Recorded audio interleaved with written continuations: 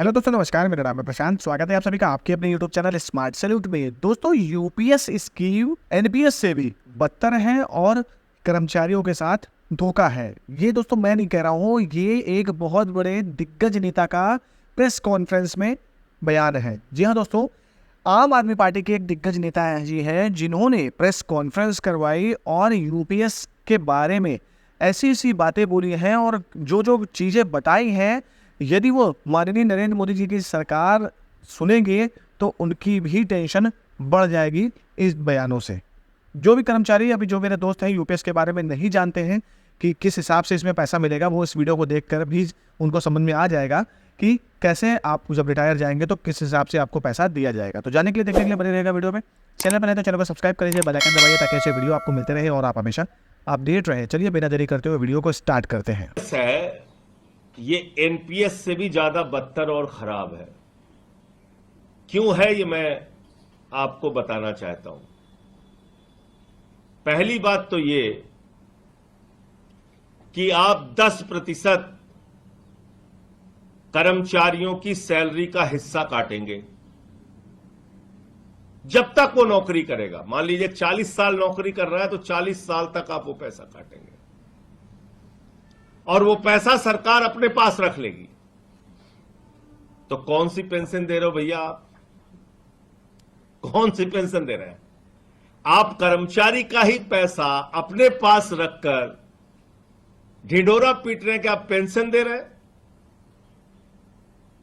उसके बाद आप क्या कहते हैं कि अंतिम 1 साल की जो सैलरी होगी उसमें से 6 महीने की सैलरी एक मुश्त रिटायरमेंट के समय दे दी जाएगी। मान लीजिए 12 लाख है 1 साल की सैलरी, तो 6 लाख कर्मचारी को दे दी जाएगी। 40 साल अगर उसने नौकरी की है और 10% की कटौती उसकी हुई है हर महीने, आप सोचिए कितना बड़ा अमाउंट सरकार के खजाने में चला गया। लेकिन वो पैसा उसको नहीं मिल रहा है। वो कह रहे हैं साहब हम आपके पेंशन के लिए पैसा रख रहे हैं, इसी में से आपको पेंशन देंगे। तो भैया कौन सा एहसान आप कर रहे हैं? पहली बात, कौन सा एहसान आप कर रहे हैं? दूसरा, आपने क्या किया, इसमें एक नियम बना दिया कि 25 साल की नौकरी पेंशन पाने के लिए करना जरूरी है। 25 साल की नौकरी। अब आप जानते हैं अर्धसैनिक बल जो है, पैरामिलिट्री फोर्सेस, 20 साल के बाद मैक्सिमम लोग रिटायर हो जाते हैं। अधिकतम लोग रिटायर हो जाते हैं। अब तो उनकी नौकरी नहीं पूरी होगी 25 साल की, तो आप उनको कितना देंगे? 10,000 रुपए महीने। उनका पेंशन होगा 10,000 रुपए महीने। देश के अर्धसैनिक बल जो रक्षा करते हैं देश की, अपने प्राणों की आहुति देते हैं देश के लिए, संसद भवन की रक्षा करते हैं, हमारी सीमाओं पे बीएसएफ लगाई जाती है। आप मुझे बताइए, आप कह रहे हैं कि साहब उनको जो है, क्योंकि वो 25 साल की नौकरी नहीं कर पाएंगे तो उनको पेंशन के वो हकदार नहीं है। 2 बात हो गई। तीसरी बात यह है कि अगर यूपीएस इतना ही अच्छा है और 50% आप साल भर की जो अंतिम वर्ष के जो उसकी सैलरी है, उसका बेसिक्स है, उसका आप एवरेज निकाल के उसको आधा देंगे आप पेंशन के रूप में, तो भैया ओपीएस लागू कर दीजिए ना आप। जब आप कह रहे हैं कि यूपीएस जो है वो बिल्कुल एकदम ओपीएस की तरह है, तो ओपीएस लागू कर दीजिए आप। उसमें तो कर्मचारियों से कुछ नहीं लिया जाता था, बावजूद इसके पेंशन मिलती थी। तो इसलिए ये देश के लाखों कर्मचारियों के साथ नई जो यूपीएस की जो स्कीम है, ये एनपीएस से भी ज्यादा बदतर है और कर्मचारियों के साथ धोखा है। तो दोस्तों, वीडियो में आपने देख लिया होगा कि श्री संजय सिंह जी के द्वारा किस प्रकार से यूपीएस स्कीम में जो भी पॉइंट्स हैं, जो भी आपको फैसिलिटीज़ दी जाएंगी, वो एक एक करके बताया गया है। थोड़ा सा बात करते हैं जो कि बताया गया है कि देखिए सबसे बड़ा तो ये है कि जो कर्मचारी अपना ज़िंदगी भर 10% का अंशदान करेगा, वो पैसा उसको नहीं दिया जाएगा। वो पैसा उसको किस प्रकार से दिया जाएगा, जब कर्मचारी रिटायर जाएगा तो उसका लास्ट का 1 साल में से 6 महीने का जो भी उसका लास्ट वेतन होगा वो उसको दे दिया जाएगा। जैसे कि एग्जाम्पल में बताया कि यदि कोई कर्मचारी उस समय पर जब वो रिटायर जा रहा है तो मान लीजिए उसका 1 साल का वेतन 10 लाख बनता है और उस 10 लाख में 6 महीने का वेतन अगर निकाला जाए तो 5 लाख बनेगा, तो वो 5 लाख रुपए उसको दे के साइड कर दिया जाएगा।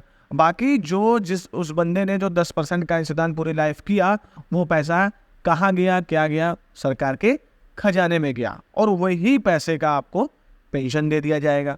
फिर दूसरा सबसे बड़ी बात तो ये है दोस्तों कि जब कर्मी 25 साल नौकरी करेगा और उसके बाद 60 साल में उसको पेंशन स्टार्ट होगी, तो ये कौन सी बात होगी भाई कि 25 साल तक तो वो नौकरी करे, ठीक है, और 60 साल की उम्र तक इंतजार करे कि मेरी पेंशन आएगी। 60 साल की उम्र तक आते आते यदि उस कर्मचारी पास अवे हो जाता है, यदि वो कर्मचारी पास अवे हो जाता है तो वो पेंशन तो फिर उसके हाथ से भी गई और जो बेचारे ने बीच की लाइफ में जब स्ट्रगल किया वो किसी ने कुछ उसको मतलब नहीं। तो देखिए ये जो स्कीम है वो किसी भी तरीके से सही नहीं है दोस्तों।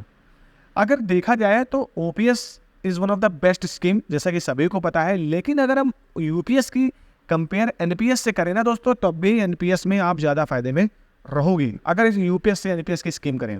मैं फिर से कहता हूँ ओपीएस का तो कोई तोड़ है ही नहीं और सभी कर्मचारियों को ओपीएस लागू होना चाहिए जैसा कि हक है, लेकिन यदि बात एनपीएस और यूपीएस में आती है तो मेरे accordingly NPS is the best compare to UPS. देखिए एनपीएस में क्या है कि यदि आप सपोज करिए 60 साल की उम्र तक अगर पूरी आप सेवा कर लेते हैं तो एनपीएस में आपका ठीक ठाक अमाउंट जो एक नॉर्मल बंदा भी होगा, सिपाही से भर्ती हुआ होगा और वो लास्ट तक उसका मान के चलिए 1 करोड़ रुपया तो उसका जमा ही हो जाएगा। अगर 1 करोड़ नहीं होता है तो उससे आप कम ले लीजिए, अदरवाइज 80-90 लाख तो आराम से उसका जमा हो जाएगा, क्योंकि 20-25 साल बाद दोस्तों मार्केट बहुत हाई चली जाएगी। और उसमें से सोचिए अगर किसी बंदे का 1 करोड़ जमा हो रखा है और उससे अगर आप 60% आपको पैसा मिल जाएगा तो 60 लाख तो दोस्तों आपको ऐसे ही मिल गया और बचे कितने 40 लाख। 40 लाख की आपकी मंथली एवरेज पेंशन बन जाएगी।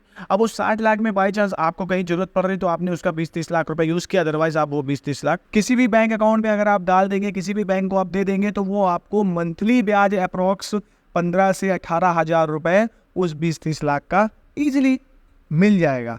तो देखिए कुल मिला के आपको देखा जाए तो बात वही है घुमा फिरा के, बस यूपीएस में एक बेनिफिट दोस्तों यही दे दिया गया है कि आपकी जो पेंशन है उस पर डीआर लगता रहेगा और ये धीरे धीरे बढ़ता रहेगा। अब ये डीआर है, हो सकता हो इसमें भी किसी न किसी प्रकार का झोल हो, इसमें भी किसी न किसी प्रकार की कोई गलत हो कि जो नॉर्मली जैसे जिनको ओपीएस मिल रही है उनका डीआर और इस डीआर में भी कुछ ना कुछ अंतर रख दिया जाए। तो ओवरऑल देखा जाए तो संजय सिंह जी के द्वारा जो भी बातें बताई गई वो कुछ हद तक सही लग रही हैं। अब देखना ये है कि जो एक गाइडलाइन आएगी आगे वो क्या होती है। जैसा कि वित्त सचिव टीवी सोमनाथन जी ने बता दिया था प्रेस कॉन्फ्रेंस में ही कि pension will be start only on सुपरनेशन, मतलब जब कर्मी सुपरनेशन जाएगा, मतलब 60 साल की उम्र के बाद जो भी रिटायरमेंट होता है वो सुपरनेशन होता है। अब उसमें जो कर्मी रिटायर जाएगा तब उसको वो पेंशन स्टार्ट होगी। तो फिलहाल दोस्तों खबर यही थी, गाइडलाइन आएगा, वेट करते हैं फिलहाल किस प्रकार से और क्या आता है। मेरे द्वारा देखिए जानकारी अच्छी लगी है तो प्लीज़ वीडियो को लाइक शेयर कमेंट जरूर करिए। मिलते हैं अगली वीडियो में, तब तक के लिए जय हिंद जय भारत।